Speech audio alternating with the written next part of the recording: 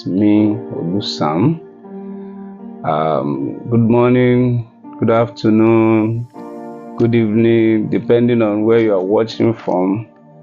My name is Sam Odusholu. People call me Olusam. And of course, it's been a while that I do this. I may come on live session to have a discussion with you. Today I have a prompt in my heart to be with you on this live discussion. Okay, thank you for joining me from wherever. If you're online, let me know in the comment section that you are live with me. Okay, just say hi, and then you can also share this video. All right, the matter that I want to discuss with you is something that has been running through my mind. Of course, there are several things happening in our society, but this very one calls for attention. Honestly, it calls for attention, and it is what I call sacrilege. Yeah, sacrilege. So I shall be looking into this word sacrilege and its consequences. Of course, this word may sound big, like a big grammar, but then it's simple. I'm going to break it down. In recent times, we have seen people make mockery of God indirectly, and they don't know. We have seen people make mockery of the church. We have seen people, make mockery of spiritual things. They turn spiritual things to jokes. And then they make trend out of spiritual things. And they call it catching of cruise, catching of fun. And it becomes trendy everywhere. And so, if you have heard of the word sacrilege before, I'm going to look at it from spiritual angle, from Bible approach. But if you have not heard of that word before, I'm going to break it down. The word sacrilege, it's simple. It's not a big grammar.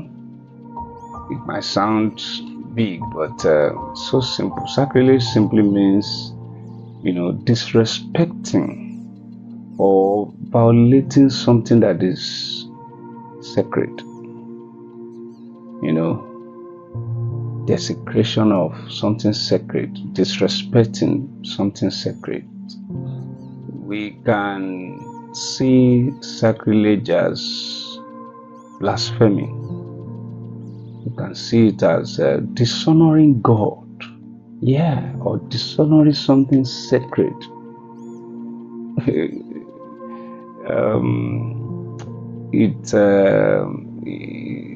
It's funny that in our society, people just jump on trends without knowing the implication, without knowing what they are doing. The recent one in our society here is chosen, as they call it, or as they say it. There are several of them, but I'm not going to focus on that particular one. Of course, you know the story, you know the genesis of that statement, I'm chosen. Somebody was given testimony, and then the testimony became, a big one for people. Too much to believe. They make a trend out of it. Now, I'm going to share with you a few things. Let's quickly check through the scriptures. I will let you understand that sacrilege has been around for some time, and then there has been implications we're going to see from the scripture. Now, if you read the book of Daniel chapter 5, there was a particular king named Belshazzar. He was the son of King Nebuchadnezzar. This particular king threw a party. There was a feast. He had some of his lords around him, his wives, he had many of them. He had concubines. He brought all of them together, and they were partying, they were joking, they were merry. And at a point, something came over him, and he said they should go and bring for him a vessel, like a vessel that his father took from the temple in Jerusalem. A gold-like vessel that his father took from the temple, and he decided to pour wine into it, and then drank wine from sacred vessel from the temple. He made his wives, his concubines, his lords, people around him, he made them drink from that vessel. And right there, that same night, the anger of the Lord was kindled. The anger of the Lord came upon him. At first, it was an handwriting. A finger wrote on the wall, his judgments. And then that same night, he was slain. That was sacrilege, something sacred. He took it for a fun. Of course, you can remember the story of how Jesus went to the temple, and people that were using the holy place for something else, for merchandising, for selling, how Jesus drove them out with anger. That's from the Bible. Okay, that was blasphemy, that was sacrilege in the old time. In our time, the modern way of getting into sacrilege is by taking spiritual things for a joke. And this is happening everywhere. It's happening everywhere. It's around us. It could be how people use the name of the Lord carelessly. It could be how people disrespect the men of God. It could be how people take for a joke sacred beliefs, and they make skits, they make all manner of pictures to disrespect God. It's appalling. Now I want to ask you,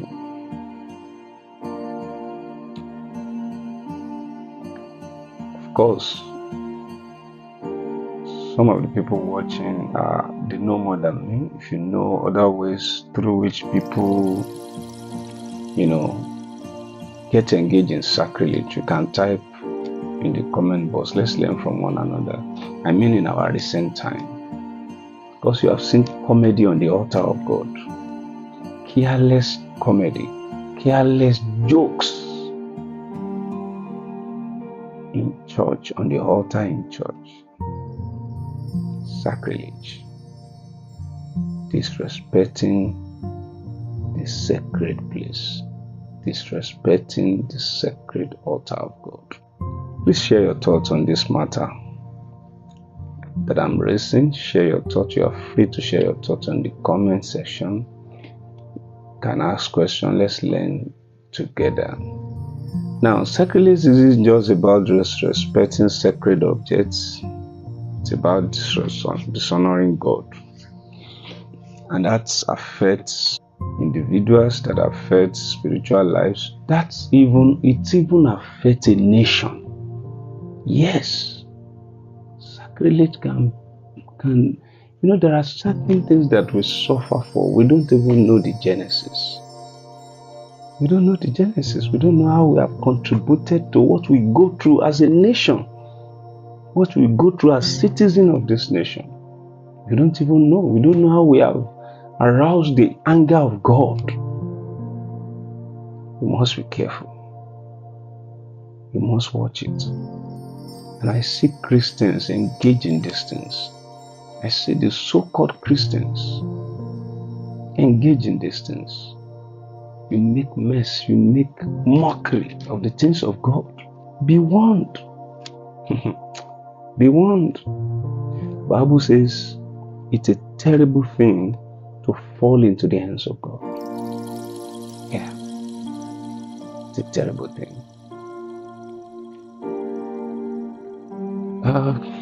What's the way out? As children of God, as Christians, we must combat sacrilege. We must preach against it. We must be frank. We must stop it. We must disallow it on our altars, in our churches. We must warn our people. So we need to be mindful of how we treat the things of God, how we respond, how we react to spiritual things. Sacrilege is a serious offense before God. Even though God is full of mercy, He's full of mercy, but you don't want to witness His anger. You don't want to witness His wrath.